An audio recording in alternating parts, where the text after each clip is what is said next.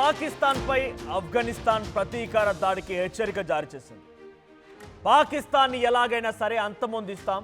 ఏకంగా అక్కడి మంత్రి ఒమారీ ఏం చెప్తున్నారంటే, ఇంటర్నల్ గా వ్యవహార శాఖ మంత్రిగా వ్యవహరిస్తున్నారు ఆఫ్ఘనిస్తాన్లో ఒమారీ. ఆయన ఏమంటున్నారంటే, మేము మా ప్రత్యర్థులు ఎవరైనా మా దేశంలోకి వచ్చి మిమ్మల్ని చంపాలని చూస్తే పరిగెట్టిస్తాం, భారత సరిహద్దుల వరకు పరిగెట్టిస్తామని మాట్లాడుతున్నారు ఆయన. ఇంతకీ ఏం జరిగిందంటే, 48 గంటల సీజ్ ఫైర్ అండర్స్టాండింగ్ పూర్తయిన వెంటనే మళ్ళీ దాన్ని అతిక్రమించి పాకిస్తాన్ ఆఫ్ఘనిస్తాన్ పైన భీకరంగా దాడులు చేసింది. అయితే ఈ దాడిలో క్రికెటర్లు కూడా మరణించారట. అయితే క్రికెటర్ల మరణాన్ని తాలిబాన్లు తట్టుకోలేకపోతున్నారు. క్రికెటర్ల అంత్యక్రియల సాక్షిగా పాక్పై కసి తీర్చుకోవాలని జనాలు నినాదాలు కూడా చేశారు.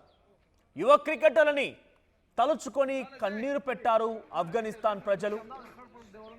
ప్రజల డిమాండ్స్తో పాక్కి బుద్ధి చెప్పేందుకు అటు తాలిబాన్లు కూడా సిద్ధమయ్యారు. పాక్ వైమానిక దాడిలో 8 మంది పౌరులు సహా క్రికెటర్లు కబీర్, సిబ్గతుల్లా అండ్ హరూన్, మొత్తం 3 మరణించారు. కబీర్, సిబ్గతుల్లా అండ్ హరూన్. ఇక్కడ కనిపించినటువంటి ఫోటోలు వారివే. కబీర్, సిబ్గతుల్లా అండ్ హరూన్ 3 కూడా మరణించారు.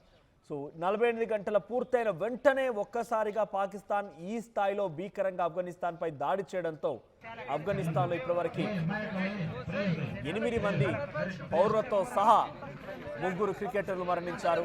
సో ప్రస్తుతానికి క్రికెటర్లు మరణానికి సంబంధించిన తర్వాత వారి అంత్యక్రియల్లో కొన్ని వందలాది, వేలాది, లక్షలాది మంది జనం పాల్గొన్నారని చెప్పాలి.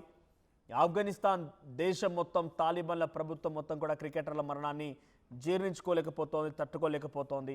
సో కసి తీరా పాకిస్తాన్ని అంతమొందిస్తామని చెప్పి ప్రజలంతా నినాదాలు చేస్తున్నారు.